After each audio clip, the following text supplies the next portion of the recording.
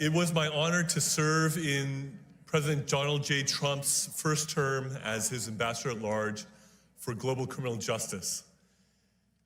And I want to hearken back to a little bit of history here. In 1950, the Joseph Stalin installed government of North Korea invaded South Korea to seek to overrun it. And in that conflict, a US-led coalition of 20-some countries repelled the communist aggression at the price of 50,000 American casualties. I honor the blood that was spilled by American soldiers to keep the whole peninsula from being one big North Korea, which is the most oppressive, darkest, most unjust place on planet Earth. And believe me, I know of many such places around the world, and it is number one in that regard. Now, South Korea stands on the edge of a cliff. The democracy in South Korea is in a danger that has not been in for decades. President Yoon, who loves America, who was strongly and staunchly allied with the United States of America, has been impeached and is in danger of being prematurely removed from office. Why? Because he had the courage to stick out his neck and say that there are things that are amiss in South Korea because there have been many indications of election fraud. We know something about that, I think, here in the United States.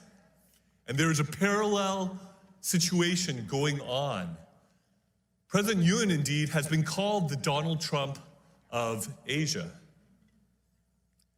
And he declared martial law in order to try to seize evidence in regards to the election cheating that he believes has run rampant and has given the Liberal Democratic Party in South Korea an overwhelming supermajority in South Korea that they have used in legislative tyranny to overrun the country, to give a haven to North Korean spies, to welcome the influence of the Chinese Communist Party. And they are rushing through a conviction process potentially before the Constitutional Court that if 6 justices on that court vote to remove him from office, he will be prematurely removed from office even though he was the duly elected president of Korea by the people of South Korea. They are rushing this through because his chief political rival who wants to supplant him as president, Lee Jae-myung, who has allegedly sent millions of dollars over to North Korea against US sanctions and against the UN Security Council sanctions, who has aligned himself with North Korea and with the Chinese Communist Party, is himself accused of various crimes that if he is convicted, he would be disqualified from being a candidate for president of South Korea. So there is a legal and political race going on to try to convict and remove President Yoon before Lee Jae-myung is disqualified for running for president of Korea in the emergency election that will ensue if Yoon is removed. This is an issue for which freedom-loving, democracy-loving Americans should not be neutral.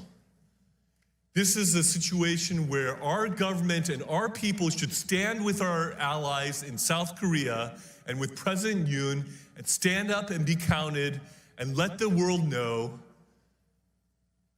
that the robbing of democracy and the destruction of democracy that we spilled blood to the tune of 50,000 casualties in the Korean War will not be in vain,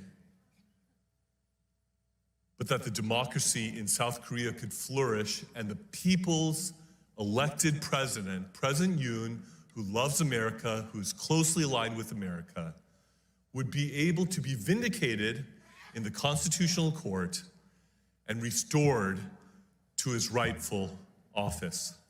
Thank you.